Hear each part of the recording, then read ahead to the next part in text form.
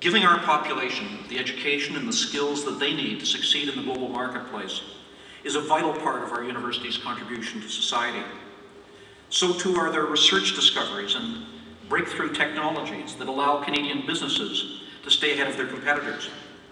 The research undertaken by Canadian universities makes an essential contribution to our economic strength, but it also adds to the quality of our lives by improving our environment, enhancing our health care, and making the products that we use every day safer, more useful, and more affordable. Now, Canada may be rich in resources, but it is knowledge that gives us access to those resources and lets us add value to them. The value of the knowledge contained in most of our products already far outstrips the cost of the materials that we use to produce them. And that equation will inevitably tip even further in favor of knowledge. You need only look at a BlackBerry to understand how design, building networks, promotion, servicing, and developing applications adds far greater value than the raw materials used in building a smartphone. The same principle applies in our automotive and nuclear sectors, where our constant goal is to increase quality, safety, and value. Now, this is where Canada's future lies in the global economy, building high-value products based on cutting-edge technological innovation. It's an area where our university's contributions are irreplaceable.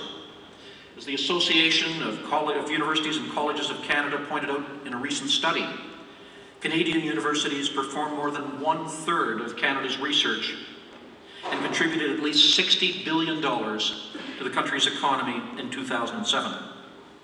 Simply put, the money that we spend on university research and on moving that research out of the laboratory should be seen not as a cost, but as an investment that will pay very rich dividends in the future.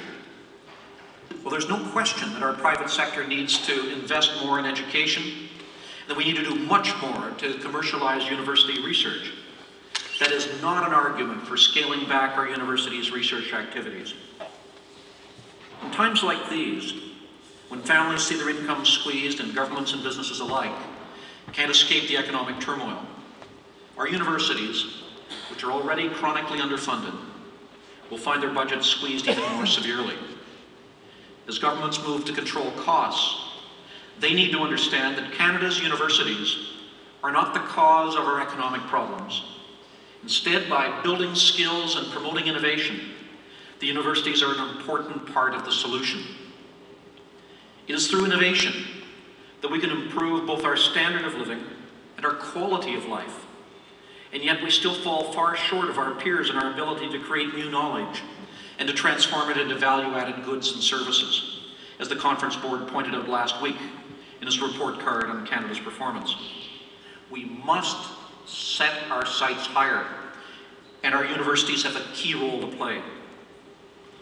Finally, as a very proud father and as a citizen, I believe that universities must contribute another vital element in our national life by inspiring a love of learning and an understanding that whether we succeed or fail will not depend upon what others do, but on our own decisions and our own actions.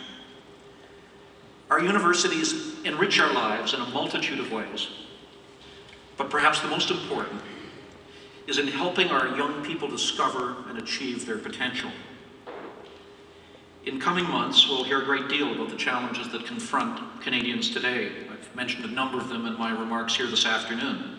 They're real, and they threaten to grow unless we act with a sense of urgency. But Canadians have always faced challenges. The obstacles of overcoming war and depression, or of pushing forward the boundaries of settlement and progress into a vast and untamed wilderness, make those that we face today seem small by comparison. In this peaceful and prosperous country, which is blessed in its natural inheritance, in its history, and the diversity of its people, we must never allow our problems to obscure our opportunities. Economic cycles ebb and flow, and the revolution taking place in the global economy will challenge us to adapt ever more quickly. But the only limitations upon Canada's ability to succeed and to lead are the limits of our own imaginations. If we set higher standards for ourselves And if we demonstrate the will to achieve them, there are no obstacles that we cannot surmount. In advancing the frontiers of innovation and transferring knowledge and skills to our students, the University of Ontario Institute of Technology and its sister institutions across the country perform a vital service. But perhaps their most important contribution is to help Canadians understand that our future will be what we choose to make it, both as a society and as individuals. UOIT is young in comparison with its peers, just as Canada is a young country in comparison to other nations.